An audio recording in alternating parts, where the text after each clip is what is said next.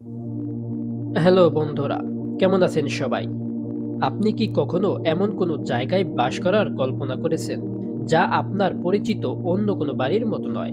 পৃথিবী এমন অনন্য এবং অদ্ভুত জায়গায় ভরা, যা অবিশ্বাস্য মনে হতে পারে। তবুও মানুষ আসলে এই বাড়িগুলিতে বাস করে।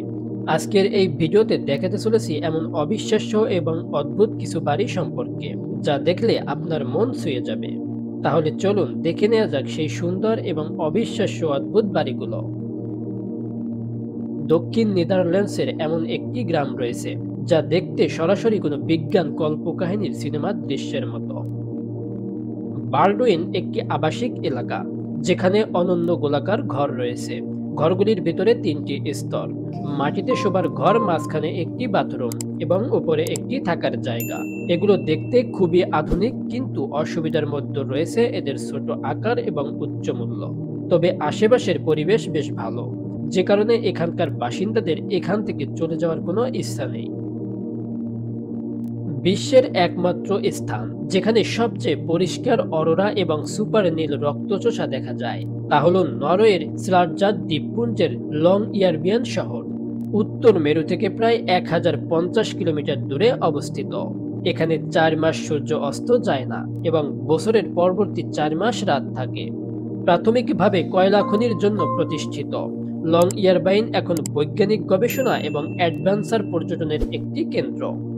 এখানে 50টিরও বেশি দেশের 2400 জন বাসিন্দা আছেন এবং আপনি সহজেই তাদের একজন হতে পারেন, কারণ এই শহরটি ভিসা ছাড়াই অভিবাসনের অনুমতি দেয়।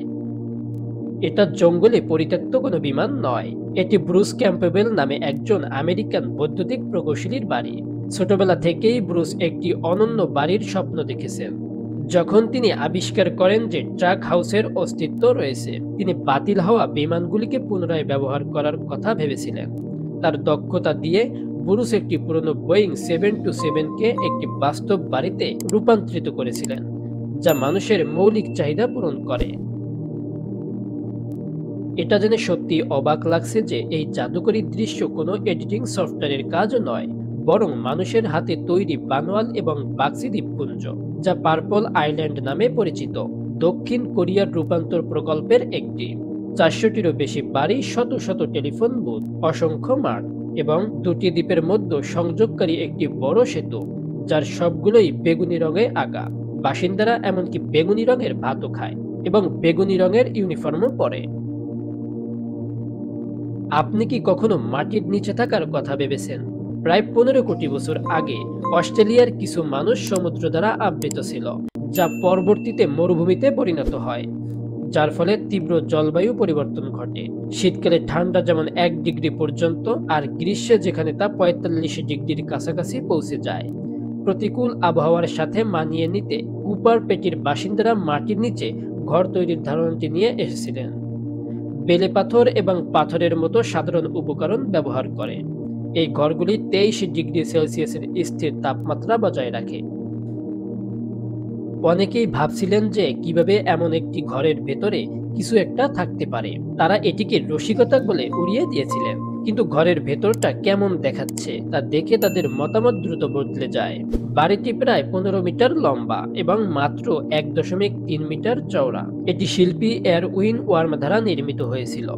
আপনি কি এমন একটা বাড়িতে থাকতে চান? আপনি হয়তো আতলিয়ারকে নামে চেনেন না, কিন্তু আপনি হয়তো চীনের সিচুয়ানের ক্লিফ ভিলেজের কথা শুনেছেন। 800 মিটার উঁচু পাহাড়ের উপর অবস্থিত এই গ্রামটি বিখ্যাত হয়ে ওঠে যখন এখানকার শিক্ষার্থীদের আকাশে সিঁড়ি বেয়ে স্কুলে যাওয়ার ছবি ভাইরাল হয়ে যায়। গ্রামবাসীদের সাহায্য করার জন্য সরকার 10 লক্ষ ইউয়ান, প্রায় 1,50,000 মার্কিন ডলার অনুদান দিয়েছে। 2556টি ধাপ বিশিষ্ট 3 কিলোমিটার দীর্ঘ স্টিলের সিঁড়ি তৈরি করতে 2020 সালে নতুন নীতিমালার প্রক্রিয়ায় 84টি পরিবার ক্লিফের নিচে একটি পুনর্বাসন এলাকায় চলে যেতে সম্মত হয়। তবে 30টি পরিবার তাদের আসল বাড়িতেই থাকতে বেছে নিয়েছে। এলাকায় পর্যটক বিকাশ অব্যাহত রেখেছে। 4টি গ্রানাইট পাথর দিয়ে তৈরি এই বাড়িতে একটি সুইমিং পুল এবং বুলেট প্রুফ জ্বালানাও রয়েছে। এর ভেতরে বৈদ্যুতিক যন্ত্রপাতি ছাড়াও সম্পূর্ণ সজ্জিত, কারণ মালিক প্রাক প্রযুক্তি যুগে ফিরে যেতে চেয়েছিলেন। প্রথমে এটি একটি পারিবারিক আবাসস্থল ছিল, কিন্তু বাড়িটি তার অনন্য স্থাপত্যের জন্য দ্রুত বিখ্যাত হয়ে ওঠে। কৌতূহলী দর্শনার্থীরা মালিককে অন্যত্র সরিয়ে নিয়ে যান এবং এখন বাড়িটি একটি স্থানীয় জাদুঘরে পরিণত হয়েছে, যা অনেক পর্যটককে আকর্ষণ করে। আপনি কি এই বনের মাঝখানে লুকিয়ে থাকা বাড়িটি দেখতে পাচ্ছেন? আয়নাযুক্ত দেয়ালগুলি চারপাশে সবকিছু প্রতিফলিত করে, যা এটিকে প্রকৃতির সাথে মিশে যায়। রাতে হোটেলটি আরো মনোমুগ্ধকর হয়ে ওঠে, ভেতর থেকে আলো ঝলমল করে।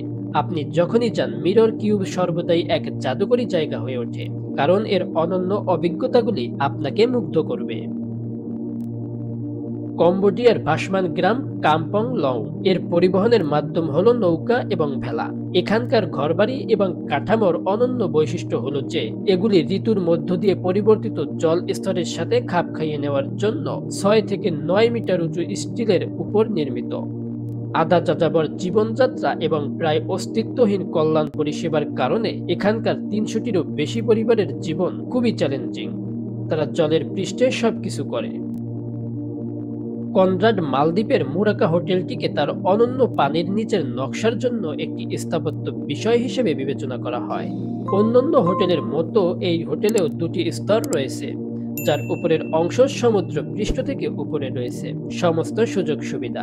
এই স্থাপত্যের অসাধারণ বৈশিষ্ট্য হল নিচের স্তরের মূল শয়নকক্ষ, যা সমুদ্র পৃষ্ঠ থেকে 5 মিটারেরও বেশি নিচে ডুবে আছে।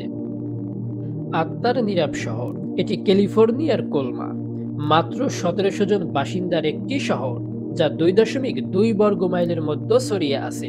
এটি 1.5 মিলিয়নেরও বেশি মৃত আত্মার আবাসস্থল এবং এর 73% জমি কবরস্থানের জন্য উৎসর্গকৃত।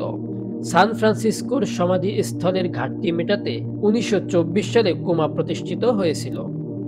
এই আপাতত দৃষ্টিতে অযৌক্তিক ধারণাটিকে বাস্তবে রূপ দিয়েছে। এর গতিশীলতা কেবল বাহ্যিক শক্তির উপর নয়, বরং ভেতরের মানুষের গতিবিধির উপরও নির্ভর করে। 2 স্থপতি জনসাধারণের সামনে 5 দিন ধরে বাড়িতে বসবাস করেছিলেন, মানুষের মিথস্ক্রিয়ার গুরুত্ব তুলে ধরার জন্য, কারণ বাড়ির ভারসাম্য তখনই অর্জন করা সম্ভব যখন ভেতরের সবাই সুরলভাবে সহযোগিতা করবে।